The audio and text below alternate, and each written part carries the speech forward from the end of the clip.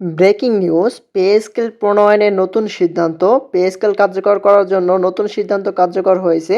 এ প্রসঙ্গে একটি পত্রিকায় বিস্তারিত আলোচনা করা হয়েছে। এখানে বিস্তারিত কি বলা হয়েছে আপনাদের মাঝে জানিয়ে দেওয়ার চেষ্টা করব। আশা করি ভিডিওটি মনোযোগ সহকারে শেষ পর্যন্ত দেখার চেষ্টা করবেন। আর আমাদের চ্যানেলটিতে পে স্কেল সম্পর্কিত মাদ্রাসার জাতিক্রমণ সম্পর্কিত সকল আপডেট নিউজগুলো প্রকাশ করে থাকি। তাই অবশ্যই চ্যানেলটি নতুন হয়ে থাকলে সাবস্ক্রাইব করে রাখবেন।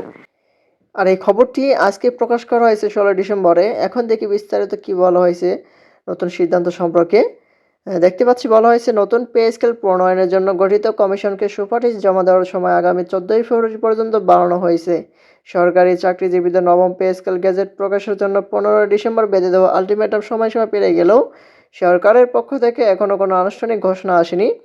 তবে সরকারি কর্মচারীরা আপাতত কঠোর আন্দোলনের পথে না হেঁটে আলোচনার মাধ্যমে দাবি আদায়ে সচেষ্ট রয়েছেন।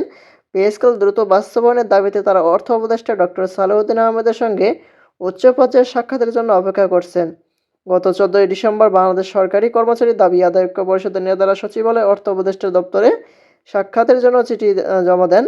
সংগঠনের মহাসচিব বেলাল হোসেন জানান, দেখা না হলেও দপ্তর থেকে আশ্বাস দেওয়া হয়েছে পে স্কেল এবং কর্মচারীদের অন্যান্য সমস্যা নিয়ে অর্থ উপদেষ্টা অবগত আছেন এবং খুব দ্রুত আলোচনার জন্য ডাকা হবে। কর্মচারী নেতারা 15 ডিসেম্বরের মধ্যে গেজেট প্রকাশ না হলে 17 ডিসেম্বর থেকে কঠোর কর্মসূচি নেওয়ার হুঁশিয়ারি দিয়েছিলেন।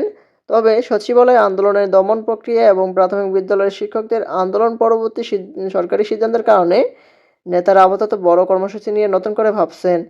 বাংলাদেশ সরকারি কর্মচারী উন্নয়ন পরিষদের সভাপতি জিয়াউল হক বলেন, সব দাবি রাস্তায় আন্দোলনের মাধ্যমে আদায় হয় না।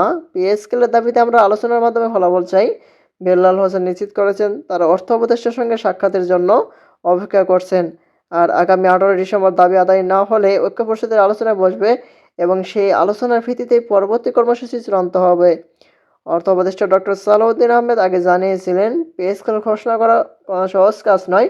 এতে অনেকগুলো বিষয় জড়িত। কর্মচারীদের আলটিমেটামের মধ্যে এত কম সময়ের মধ্যে ঘোষণা সম্ভব নয়। তবে কাজ চলছে এবং কমিশনের সুপারিশ জমা দেওয়ার নতুন সময়সীমার মধ্যে দিয়েই প্রক্রিয়াটি এগিয়ে নেওয়া হবে। এ হচ্ছে নতুন সিদ্ধান্ত যে হচ্ছে পে স্কেল নিয়ে, সেটি সর্বশেষ আপডেট। পরবর্তীতে এটি সম্পর্কে নতুন কোনো আপডেট আসা মাত্র আমাদের চ্যানেলটিতে পেতে অবশ্যই চ্যানেলটি সাবস্ক্রাইব করে রাখবেন।